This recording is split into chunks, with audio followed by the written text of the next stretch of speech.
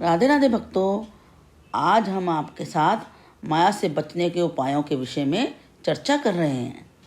माया से बचने के कई उपाय हैं, जैसे कि प्रथम है गुरु की शरणागति, दूसरा कृष्ण की शरणागति, तीसरा शास्त्रों का आश्रय, चौथा साधु संग, पांचवा हरि नाम संकीर्तन।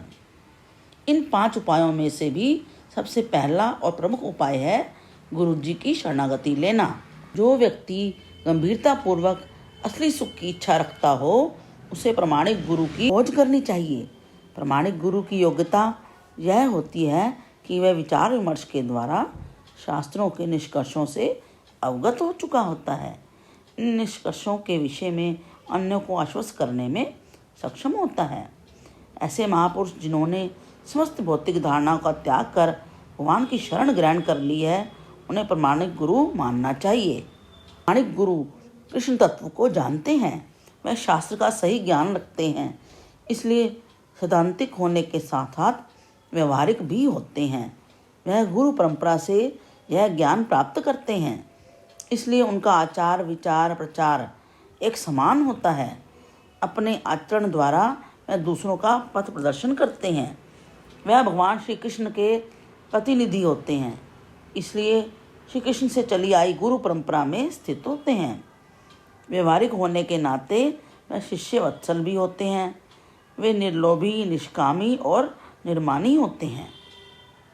गुरु का क्रोध, वाणी, जिह्वा, मन, उदर और जननेंद्रियों के वेगों पर पूर्ण नियंत्रण होता है, इसलिए वह सारी पृथ्वी में शिष्य बनाने के अधिकारी होते हैं।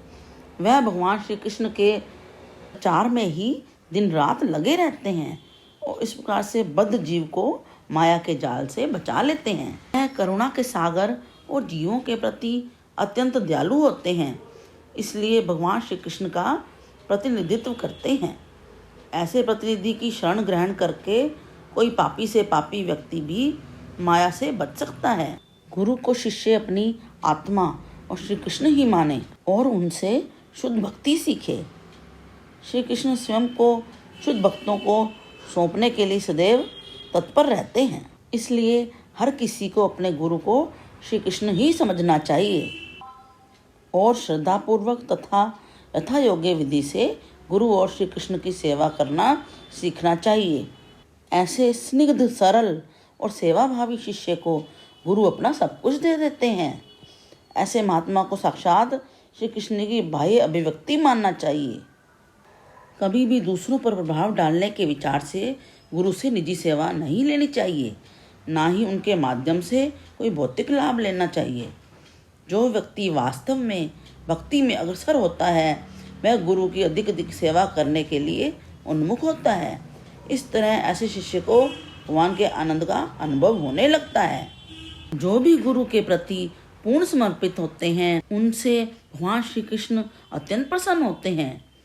श्री कृष्ण चेतना के रूप में प्रत्येक जीव के हृदय में विराजमान रहते हैं। जब भी वह किसी शिष्य की एकनिष्ठ भक्ति गुरु और श्री कृष्ण में देखते हैं, तब सारा वेद और पुराण का ज्ञान उसके हृदय में प्रकाशित कर देते हैं।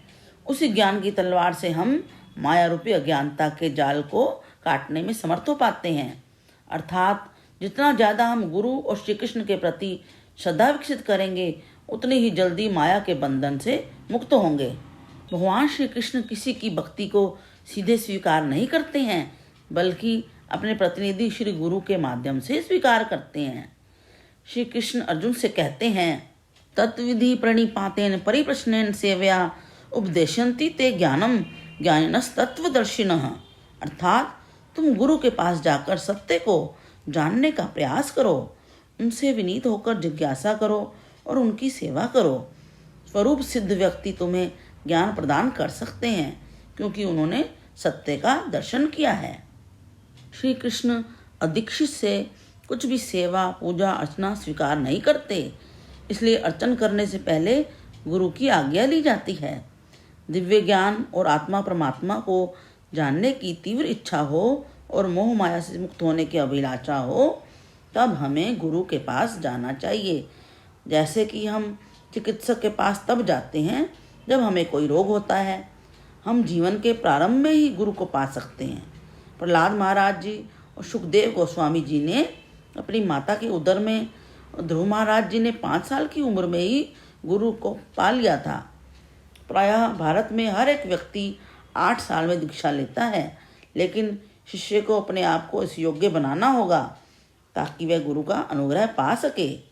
जिस तरह शेरनी का दूध किसी और पात्र में नहीं टिकता, पात्र में छेद हो जाता है, परंतु स्वर्ण के पात्र में वही दूध टिक जाता है।